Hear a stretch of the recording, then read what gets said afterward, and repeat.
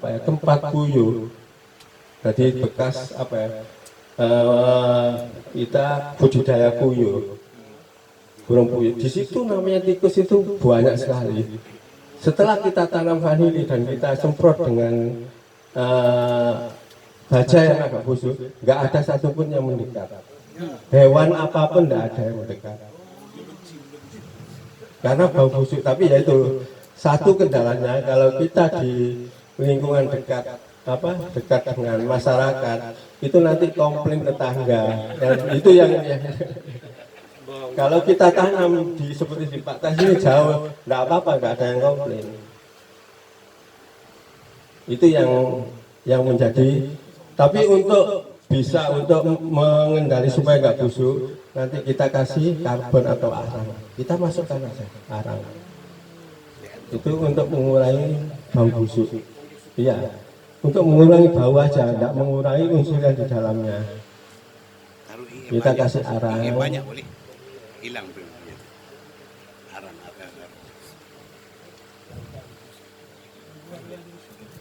Jadi itu nanti jadi untuk media tanam sebelumnya itu memang setelah kita kasih kompet nanti kita treatment dengan mol atau mikroorganisme lokal. Setelah kita bikin selama 2-3 hari, nanti kita treatment mol selama 4-5 hari selama 5 kali. Baru kita tanam. Kalau kita nanam di GH maupun di alam atau pakai tanduran mati. Jadi kita sebelumnya itu kita harus treatment dengan mol supaya apa? Supaya kompos yang di dalam media itu bisa membusuk. Supaya unsur pembusukan fungsinya kan untuk mengeluarkan unsur aja. Kan gitu. Jadi sebelum tanam kita itu harus menyiapkan nutrisi yang ada di media. Sehingga tanaman kita tanam jadi sudah siap, makanannya itu sudah siap, sehingga tanaman cepat berkembang. Nanti kita ajarkan, kita sudah kemarin keliling-keliling sudah banyak dapat, biarpun enggak terlalu banyak, tapi banyak dapat kita untuk molnya. Nanti tinggal mengkultur atau mengembangkan aja. Cara pengembangannya juga ada 2 macam, padat sama cair. Nanti kita. Jadi terutama untuk vanila itu yang perlu kita perhatikan adalah jangan sampai di daerah banjir. Nah, gitu. Kalau memang terpaksa nggak ada lahan, seringkali banjir nanti paling tidak di sekeliling itu kita kasih sirkulasi air supaya air nggak bisa masuk ke lahan. Jadi terus tanah kita tinggikan, kita kasih bedengan. Tetap di bedengan itu kita kasih paling enggak batu atau batu merah atau semen kita supaya apa? Supaya kompos tidak keluar. Jadi pada waktu kita kasih kompos supaya kalau kena hujan enggak keluar. Jadi tetap ada di sekitar media tanam. Jadi kita kasih aja loh di sekitar GH atau juga nanti setelah di GH nanti di tempat jalan kita atau itu agak dikasih rendah supaya air bisa sirkulasi keluar. Mengenai media tanam sudah, nah ini sistem penanaman ini tadi sudah kita jelaskan, yaitu secara konvensional itu tanjakan hidup di alam. Jadi semi konvensional itu semi konvensional itu enggak seperti tetap pakai tanjakan mati hidup bisa, tapi di atasnya kita kasih pananet semi GH istilahnya. Biasa rata-rata pakai tanjakan mati, tapi di atasnya kita kasih pananet aja. Kalau seperti ini sudah merupakan intensif kalau seperti ini. Jadi sistem GH seperti ini sudah intensif. Jadi yang semi itu atasnya aja, rata-rata di atasnya. Iya, tutup paranet. Jadi memakai bahan-bahan apa yang ada, nggak mau memakai besi seperti ini. Ada yang memakai bulu atau pohon-pohon apa aja. Bahkan kemarin itu di mana? Serembu kemarin, Pak. Siapa kemarin? Saya Juki. beliau punya lahan sawit yang tidak dipakai sudah berumur, kan rencana nanam vanila malah bagus. Jadi kita sudah enggak apa ya, tanjaran paling enggak kita cuma sedikit aja. Jadi dipotong aja kalau sawitnya sudah enggak pakai, dipotong aja 4 meter untuk tempat apa, paranet 4 meter 4 meter atau 3-4 di atasnya kita kasih paranet, yang lainnya itu untuk tanjaran potong aja 2 meter. Ya batang lama dipotong nggak apa-apa karena dia sudah mati, jadi efek yang ke mana akarnya itu sudah nggak berpengaruh lagi, nanti dia membusuk jadi kompos nanti. Jadi dipotong aja, dan kalau sudah sawit ya, dipotong aja 2 meter untuk tanjaran, nanti tetap biasanya sawit kalau sudah tinggi kan paling tidak 5 meter 6 meter. Nah untuk tanjaran tambahan itu potong lagi 2 meter untuk rambakan tambahan. Malah bagus kalau memang ada sawit yang sudah enggak produktif lagi, itu malah murah sekali. Jadi untuk paranet, untuk tumbuhan paranet itu bisa potong 4 meter di atasnya, di pinggir bisa 3 meter, bisa 4 meter. Terus untuk tanjaran sudah ada, kita tinggal nambah sedikit aja. Kalau sudah tanjaran pokok seperti itu kan kita nggak perlu sabut kelapa, karena pokok sawit atau pokok apa aja kan bisa menyimpan air. Fungsinya tanjaran dikasih sabut kelapa itu kan supaya bisa menyimpan air atau nutrisi yang kita berikan, kan itu aja. Terus secara semi intensif sudah kita jelaskan, intensif seperti ini.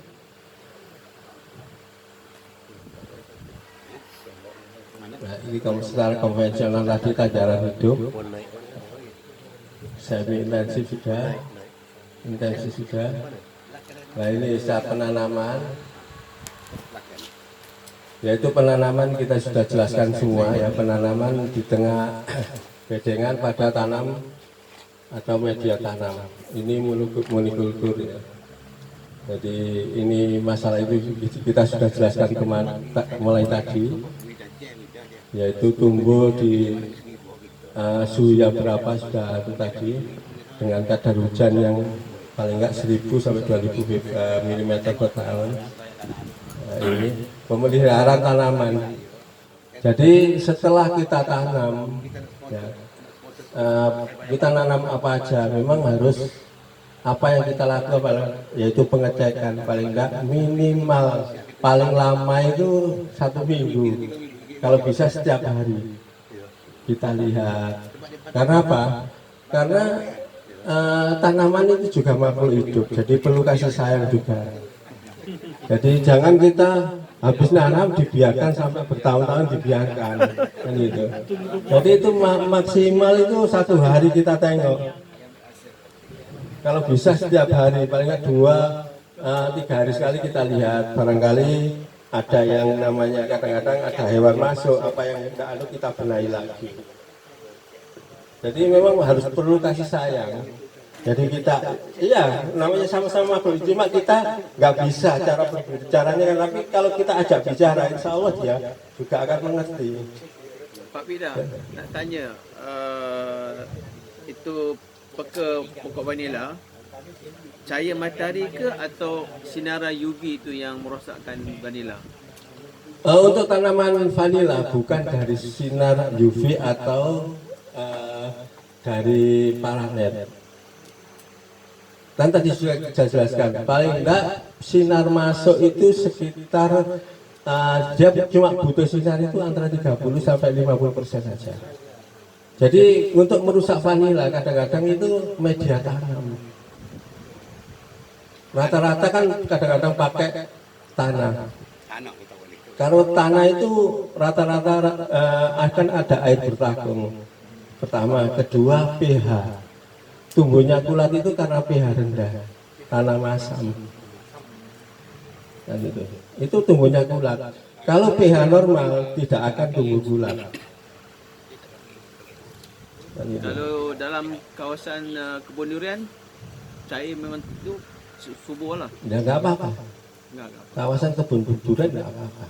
Bahkan di kebun sawit pun bisa. Tapi jangan dekat dengan pokok sawit. Paling tidak ada sekitar, kalau jarak sawit kan rata-rata biasanya berapa? 4 meter atau 3 meter.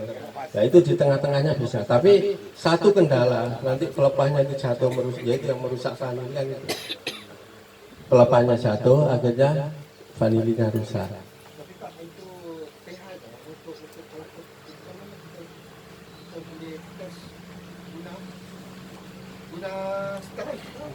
Ada, kalau memang untuk melihat pH ada alatnya tersendiri ya, ada bisa kertas makmut atau ada sekarang alatnya ada lagi. Jadi nanti gini, yang mengakibatkan rata-rata itu yang mengakibatkan pH itu masam.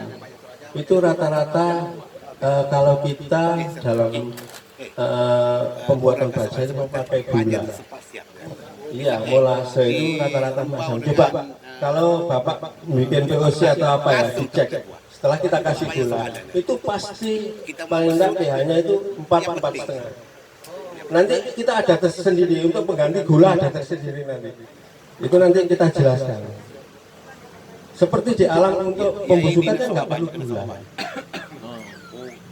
Tapi nanti ada tersendiri yang memang supaya pH itu stabil ada lagi, yaitu sebagai pengganti gula paling enggak ya, yang kandungan apa aja yang kandungan gulanya tinggi seperti ubi-ubian itu nanti kita pakai.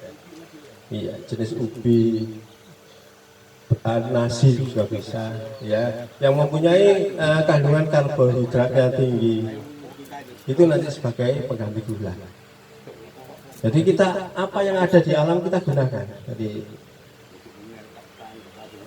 Jadi untuk penyiangan jadi nanti yaitu tadi harus paling enggak 2 hari sekali kita lihat. Barangkali ada yang enggak baik kita perbaiki. Jadi ada tanah yang barangkali ada jatuh komposan nanti kita kembalikan lagi. Jadi memang harus paling enggak 2-3 kali. Maksimal paling enggak selama 1 minggu. Harus enggak kebun. Jadi jangan sampai kita habis nanam nanti 1 bulan baru kita tengok. Jadi itu penting sekali.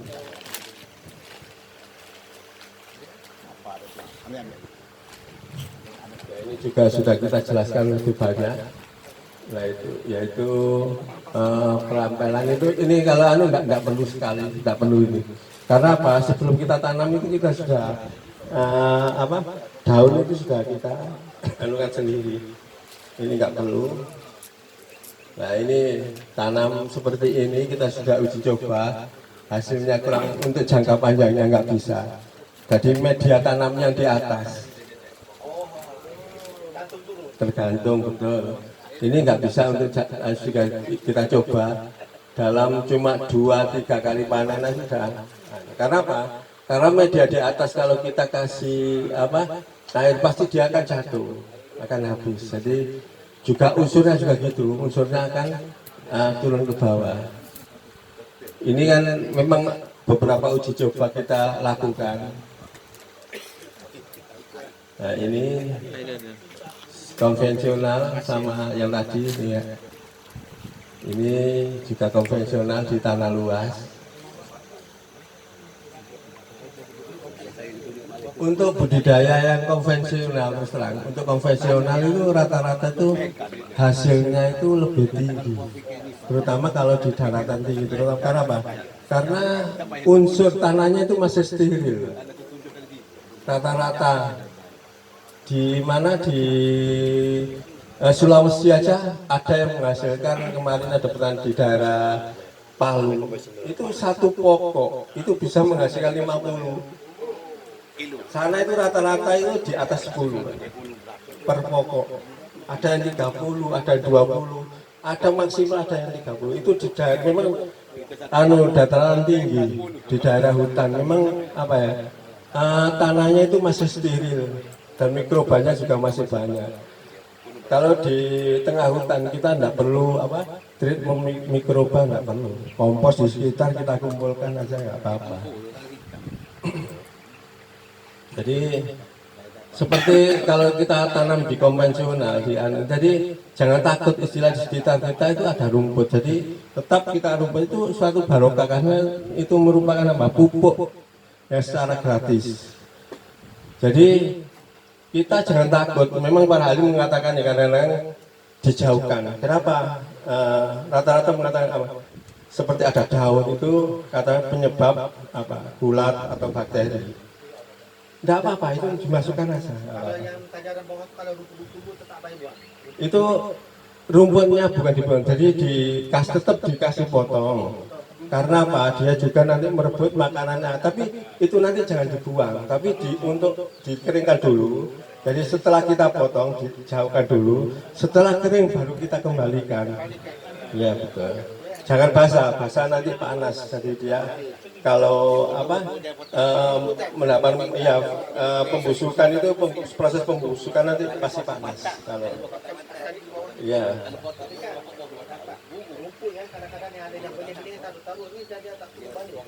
Tumbuh balik sendiri kan dicabut, makanya dalam penanaman apapun paling tak 2-3 hari kita lihat, nah, paling maksimal itu 1 minggu. Fungsinya seperti itu. Jangan sampai rumputnya tinggi terus baru kita lihat. Fungsinya seperti itu. Jadi kalau memang nggak apa-apa tumbuh rumput itu barokah, itu gratis, pupuk gratis di situ nanti. Jadi itu suatu barokah. Jadi kita potong. Kalau masih kecil kan bisa kita cabut karena akarnya masih sedikit. Kalau Pak sudah panjang jangan dicabut. Nanti akar apa vanilinya nanti rusak.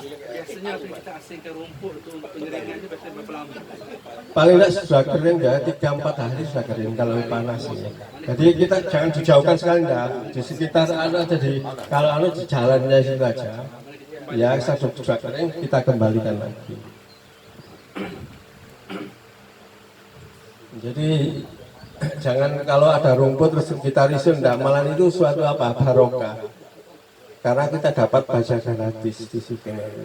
Jadi tidak usah ada penambahan kompos lagi lain dengan yang di greenhouse. Greenhouse memang perlu penambahan karena apa ya?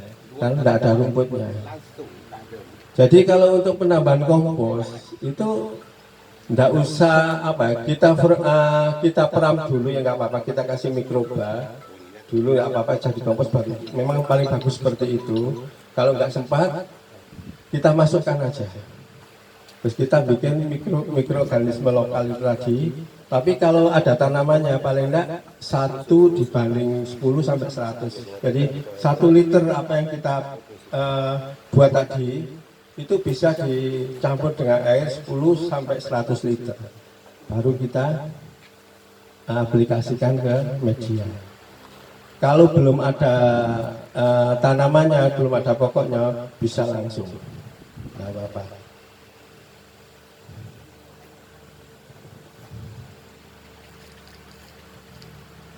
Ini juga konvensional seperti ini.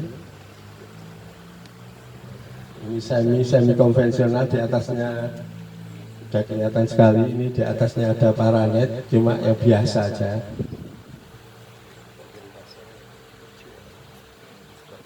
Oke, jadi demikian. Jadi kita nanti langsung kita lanjutkan cara membuat. Nanti kita bawa contoh-contoh juga. Kita jelaskan fungsi daripada mol itu apa dan bagaimana cara membuat baja cair atau baja kompos. Jadi